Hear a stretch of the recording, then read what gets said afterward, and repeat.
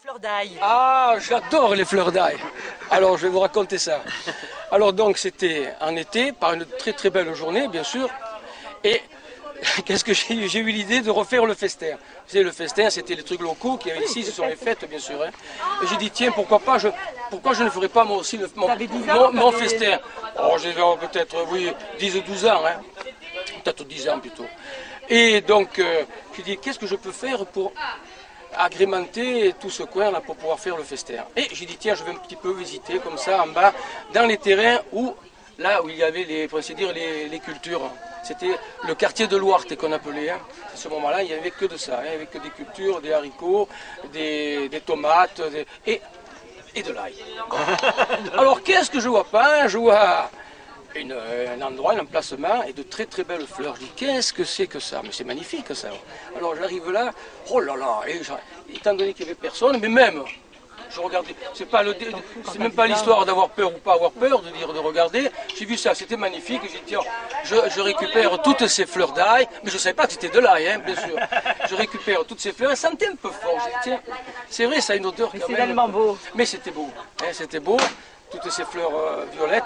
Je récupère, j'en fais une brassade comme ça, et je retourne à la maison. Même à ce moment-là, il y avait peut-être mon père dans les environs, peut-être dans les vignes, tout ça, il n'avait pas bien sûr remarqué. Moi, je m'installe ça avec une petite corde tout autour d'une tonnelle, tout ça. Je prends un couvercle, un truc, et je tapais dessus avec 2 morceaux de bois, et je faisais la musique du festin.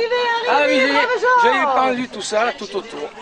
Le soir venu, les paysans, ils remontent de leur travail, boivent le coup. Ils boivent le coup. Alors, bien sûr, ils s'arrêtent devant la maison et ce personnage s'appelait Thérésus.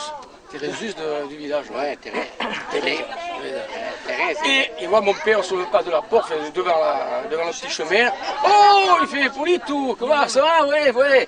Oh, alors, mon père commençait à lui dire, et alors? Has finito de travailler? Oh, anche io finito de travailler. Pétard. Oh. Et alors, has rien, un bureau encore, ouais, il se fait comme à quoi, hein? Alors il est rentré, il a donné un verre de vin, un peu. Et il avait l'âne à côté. Hein. Et chaque fois, moi, de temps en temps, j'ai donné un morceau de pain à l'âne. Bon. Et c'est juste à ce moment-là, ça se passe anche facile, en histoire, bien sûr, il fait comme ça. No? E beh, ma tutte arrancate le aiette, tutte, hai plus rien. Mon père, c'est pas possible, t'as arranqué les aiette, ouais.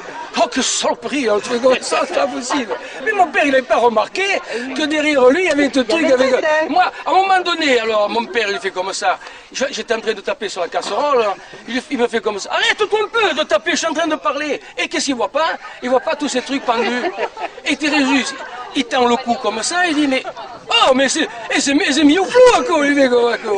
Mais c'est mes fleurs. Che flou, il fait comme ça. E fait ça, io che tu le fais che mi ha tutto arrancato. Oh mon père, file à la maison, il fait comme ça. Et je suis rentré, il m'a enfermé dans une pièce et j'ai pu ressortir de l'autre côté par la fenêtre. Voilà la petite anecdote. Ah, c'était beau ça. Voilà. Allez.